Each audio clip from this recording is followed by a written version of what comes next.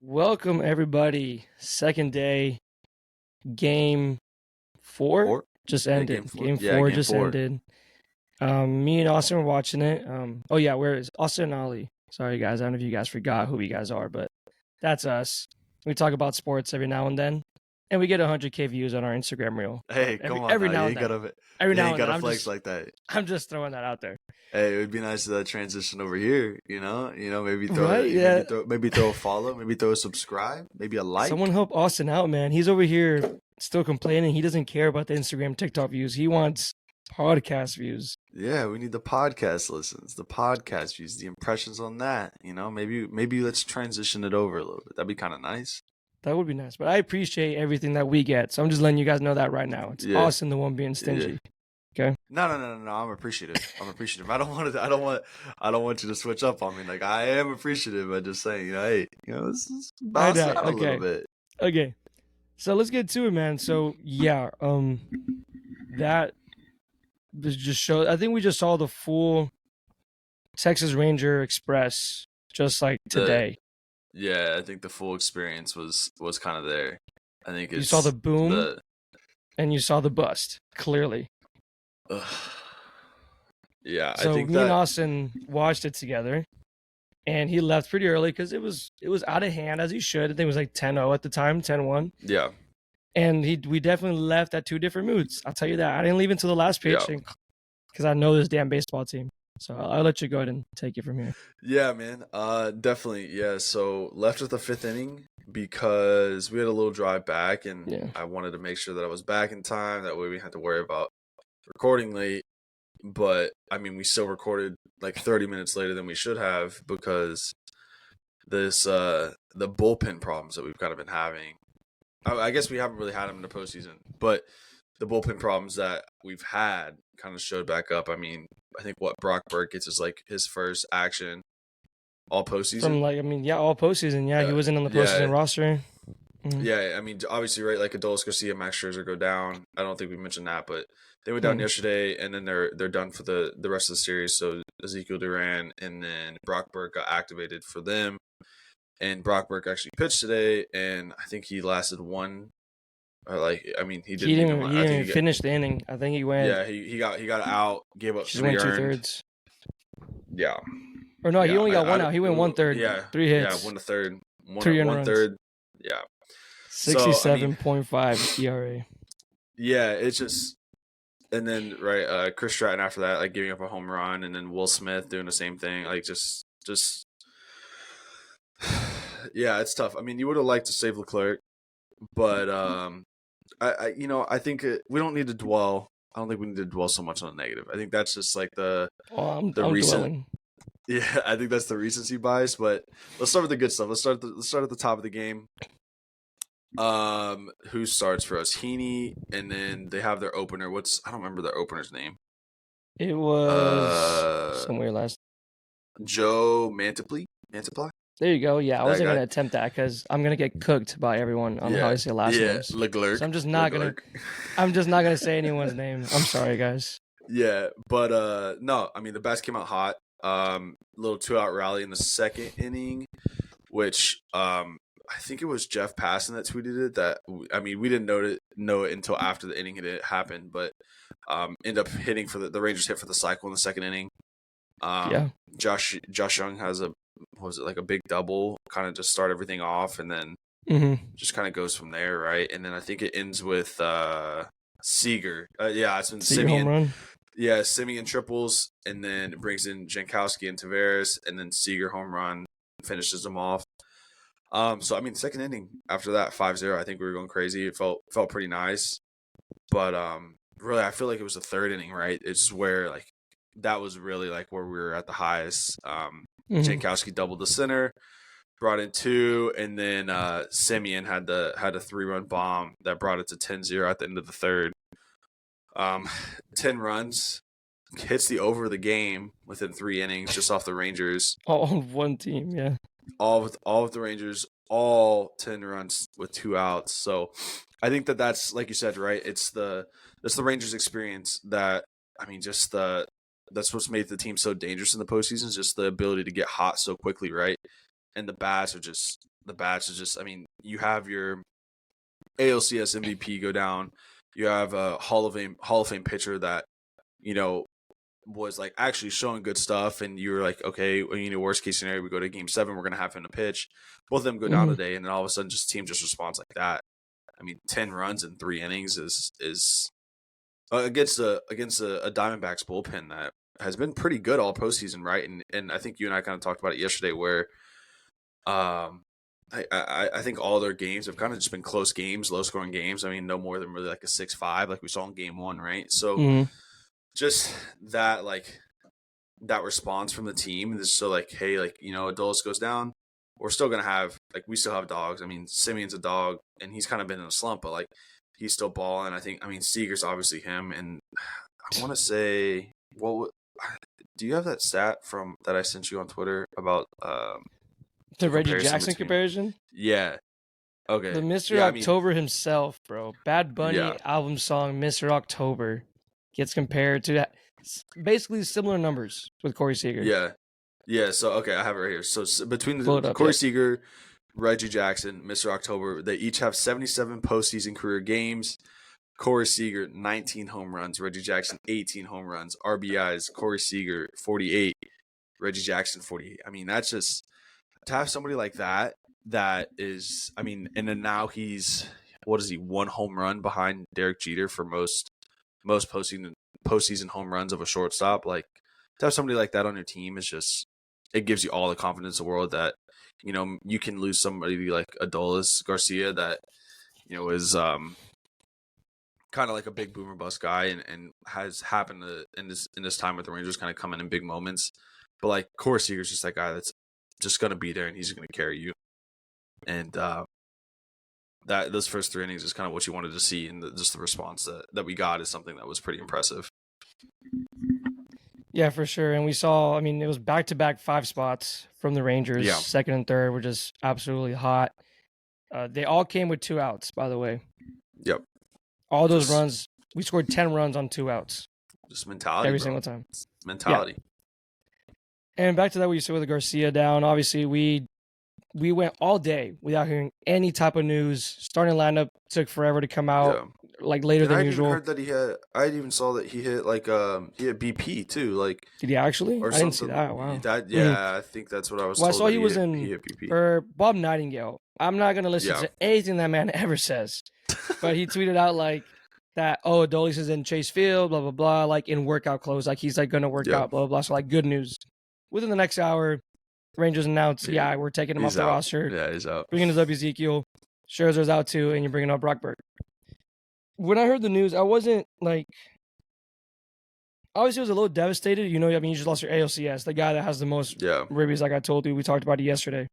Most ribbies ever in one postseason run. Yep. And I was just like, damn. I said, but you're really going to need Marcus Semien to step up now. And I don't know why it took your big guy, your number 4, number 5, whatever Adolis has been hitting, for him to go out for the rest of the World Series.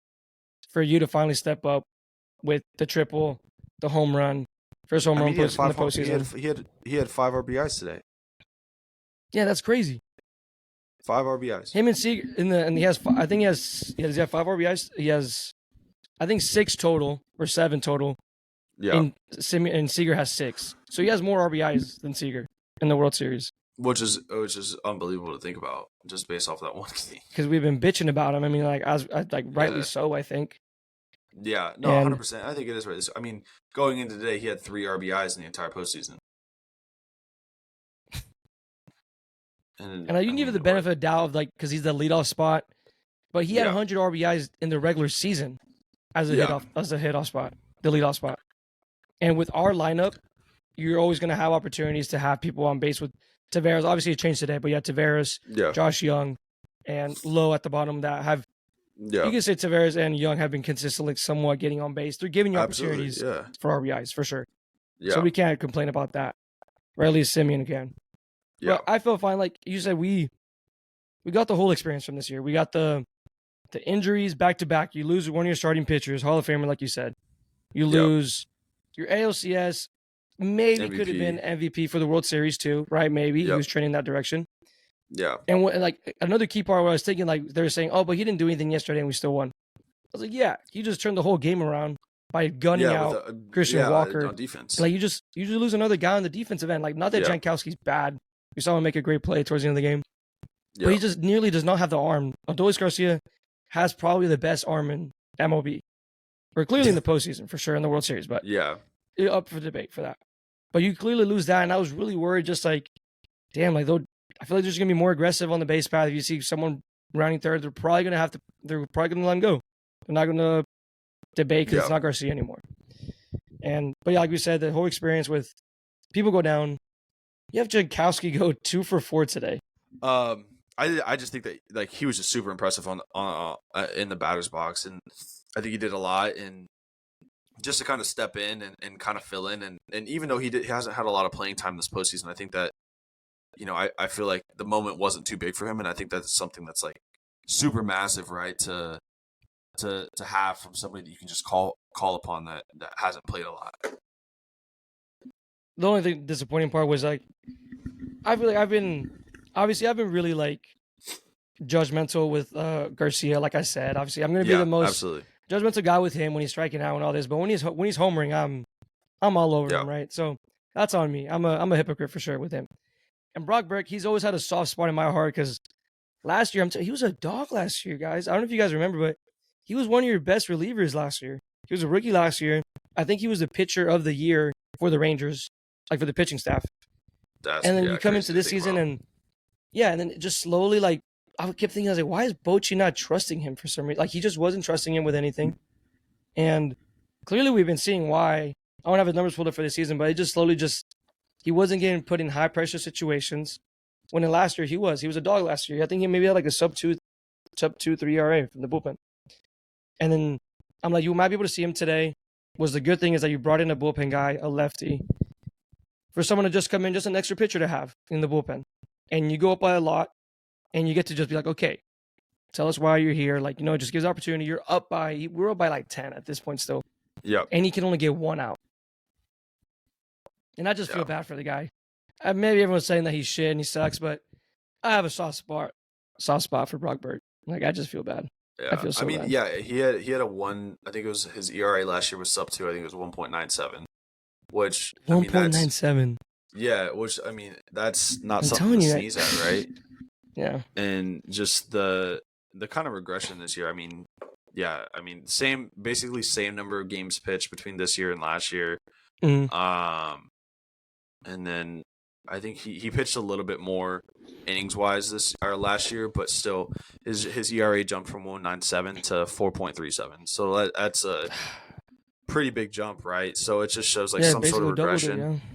Yeah, I mean, some sort of progression, which I mean, maybe this is more indicative of like who he is as an actual pitcher, or maybe it's just a bad season. But like, it sucks, man, and it definitely is. Like, I think that's part of the career path of like, for better or for worse, right, of being a professional athlete, and now because he is like put in the spotlight, and it's not fair, right? But he's put in the spotlight, and he performs bad, and he has an off day. Well, I mean, I guarantee there's somebody on Twitter right now that's calling him a piece of shit, and that he needs to go die because he gave up 3 runs in a game where the Rangers were up 10-1. So it sucks, but I mean, luckily at the end of the day, right, we did have the lead. The bats were hot. Jonah Heim tacked on an extra run kind of towards the 8th inning maybe. So, yeah, man, I don't know. I think for the doom and gloom, that the pessimistic outlook that we have like coming into it, because that was what we just saw as like the game just went final like 20 minutes ago, right? I think still like there's a lot of stuff to be super excited about. I mean, at the end of the day, right, like it doesn't matter how you win. I mean, in the slightest, it doesn't matter. I mean, we kind of mentioned that yesterday. I was like, we talked about it yesterday, Yeah, and then we still won. We're up 3-1. I think we're still undefeated on the road in the 10-0 on the road, man. Yeah, so I think that at the end of the day, it's something to hang your hat on, right? Like you're 3-1 up. You have another game on the road. Worst case scenario, you're coming back home. We played pretty well all season. And I mean, I know like I don't want the series to come back to Texas, but if it does come back to Texas, I think that the crowd's gonna be there. It's gonna be electric. I mean, you're gonna have a lot of like hope, and it'll be a little bittersweet, right, to come and win it back here at Globe Life, which would be pretty nice too. But like you said, one game at a time, and if they win tomorrow, I'm okay with that. I don't care. I just want them to win. I think is how I feel. Yeah, I think everyone does, and I know a lot of people have been thinking. I even thought about it. Obviously, I threw out there like, man, I feel like you just kind of have to win here, right? Your first one has to be here. But I see it as that. No, fuck that, dude. I'm sorry. Like, no, just win the game. Win the game. You got two of your aces coming up still, right? You still got to see. We're gonna see Uvalde and Montgomery, and you just got to throw everything out tomorrow. I need a big day from Uvalde. Didn't look too good on game one. He got cranked. I think he was the only one that gave up the 5 because our bullpen didn't give up anything. Yeah. So you have to see a big game for him tomorrow, and I just want it to end tomorrow, man. I just need it. I need it. Yeah, and I think that it's like looking ahead to tomorrow. I think it's good. Chapman didn't pitch today, so that's nice. I think Leclerc only had like 14 or 15 pitches. So I mean, he's kind of shown that. I think that he's kind of shown a lot this postseason on just being able to pitch consecutive days. I know going into the postseason, he really wasn't able to pitch 2 days back to back and just had performed pretty poorly. But and I know that was kind of a storyline between him and Chapman. Like both of them just like can't pitch on consecutive days. But I don't know what it is. Like since we got to the postseason, like Leclerc has been able to do that. And so fingers crossed that either one, we don't need him tomorrow, and we can have Chapman finish it out because our bats are hot, and we're able to take a 5-run lead into the 9th and just have Chapman out there. But I mean, worst case scenario, right? Like he hasn't shown any reason why. I mean, Leclerc hasn't really showed any reason why not to have any trust in him coming into it. I mean, what was it? Game 1, he had that multi-inning outing anyway, and ended up getting the win. So yeah, man, I think that there's a lot of optimism for what you can have this season or for tomorrow. Really, I mean, Evaldi's kind of been the guy this postseason, aside from like you said, game 1. So I mean, let's try to get it done tomorrow. That'd be nice. If you had money just laying around, which I don't think you do because you just came back from that big ass trip, but let's just say you did, right? Say you did. Okay. How much money would you put down for Leclerc to be? Did I say that right? Leclerc? Is that how you say it? Leclerc, yeah, Leclerc. Leclerc, whatever, blah. 2, for him to be World Series MVP. I think it's a good shout. I think it deserves more conversation than the possibility of it actually happening. Yeah, that's. Does that make sense? Right. Mm-hmm. So I think like the most I'd put down like I don't know like $50. It's probably like the most I would do. But like I think that's also going to be long odds. But yeah, I think realistically it's probably going to be Corey Seager. It's probably going to be the guy that does it, and deservingly.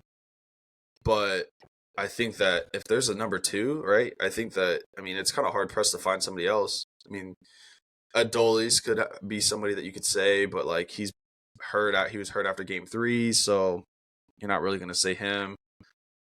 But like, I mean, just the clutch moments that Leclerc has had, I think it's pretty impressive. No, yeah, because I'm looking it up right now. So Corey Seager is obviously the favorite. I think this was probably before today, but I mean it's minus 170. Yeah, clearly. Which I think that makes sense. Tommy Pham is the next guy plus 950. So $10 gets you 105. Just putting the money on Tommy Pham. So I can't even imagine if you were to. I don't think it's gonna happen, but I think this definitely should be a conversation that we're saying. Like I think, like you bringing up game 1, for him to go those 2 innings. Yeah, and get the World Series, get the game 1 win, keeping the game level, and then just having the opportunity to win that game that we weren't supposed to win. If we're being honest, again, we weren't supposed to win game 1. We were not in that game at all. No. So and like you said, it's been the guy that we just keep going back at it. But yeah, I would have loved it to see if it would be him, just because I know it's mostly an offensive award, almost like the MVP for the NFL. Like a quarterback award. Yeah, and I think you're right, and I think that I think he's been as vital of a piece as really anybody. I mean, you've had like some good outings from your starting pitching. But I mean, just throughout the postseason, I think that Leclerc has been somebody that's been like, I mean, just so important to be there, and like just kind of that steady hand. I think he had one bad outing maybe in the postseason, and it was maybe against. It was that blown save Houston. against the Astros. Yeah, it was that blown save against the Astros. But like, but there was multiple games where he was going out there for 4-out saves, or even 5. Yeah, exactly. And like, just outside of that, I think he's been kind of like locked down, and it's, I mean, shades of like back in like 2010, 2011, like Neftali Feliz being out there. So, and like I said, nothing juices me up more than just watching him like fucking just pump in a 98-mile-an-hour fastball and just stand there and like just strut. You saw that boy sprinting, trying to get that last out too. Yeah. So I don't know, Who man. wanted that last out? He wanted it. So yeah, I don't know. I think there's a lot of optimism to be had for tomorrow. My gut tells me it's going back to Game 6 in DFW, but don't want that to happen. I think that's just what my gut says. But yeah, we'll see, man. We'll see. That's definitely it. Yeah, we'll see. And again, just props to I mean, kind of hard to look at good stuff from pitching, but I mean, props to Heaney for going 5. I'm 100%. Probably positive that that was not the plan for him to go 5. I was praying for him to go 3. He goes 5. Dunning goes 1. Yeah, because I think he saves him. Because I think he still wants to use Dunning eventually tomorrow, just in like emergency case. Because again, Dunning hasn't thrown that many pitches. He threw 16 today. I think that almost matches his tally for the whole World Series. So in the past 3 games. I think he's at. Yeah, I think he was at like 16 or something. Around there, I think he's probably thrown like 16 or in that ballpark 3 times.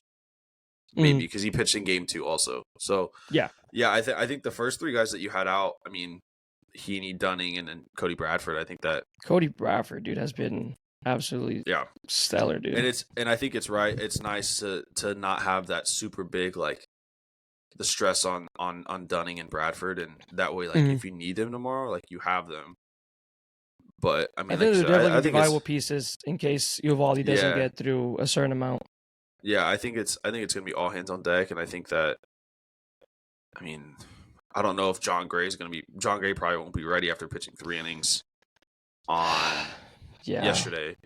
That'd be, I mean, 1 day's rest basically, so 2 days rest, I guess. So I would imagine you're gonna have Bradford, Dunning, and probably Martin Perez are probably the 3 guys that you have available for like that long to like medium range.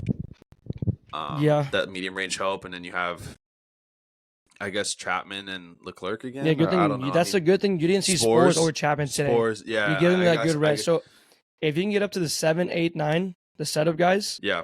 Yep. Dude, that's you'd be solid. So yeah. So I mean, hopefully Uvalde goes like 5, maybe 6 would be super crucial, and then saves Dunning and Bradford to go one of those 2 to go 1. And then you got your 7, 8, 9 combo of Spores, Chapman, and let Leclerc finish it out. Yeah, I think that's only right. I am really pissed that we were able to see Leclerc today. That's what pissed me off, if I'm being honest. Yeah. Once I saw him warming up, I was like, I just really wanted to get that one rest, and like, if it had to be tomorrow, like, I want him all hands on deck, no excuses of anything, because he'd be going on 3 days in a row if he pitches tomorrow. Yeah, which is a lot, especially for somebody like a closer, right? That's throwing like the high velocity. Throws that fast, tough. Yeah, throws that velocity. But yeah, we did it. Man. Rangers are up 3-1.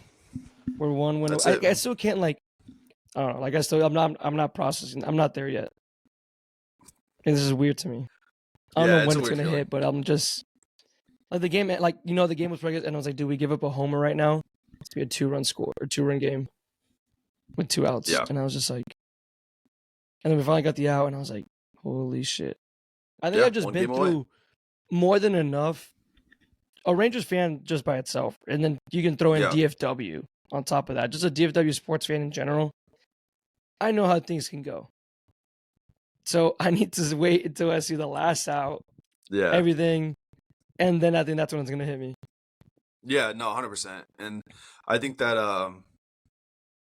it's definitely right. Like, you don't want to get too far ahead of yourself because, I mean, we saw what happened in 2011 too, right? Like, I mean, we were pretty much down to the last few outs. And then, The closest you could probably ever be to a World Series. Twice. Yeah, it's just, it's tough. It's brutal. So, yeah, man, just one game at a time. And I think that's what we've been good. doing. I mean, that's it, man. But any final thoughts? Anything like that? I know we wrap it up. Try to keep it short, sweet. That's all I got.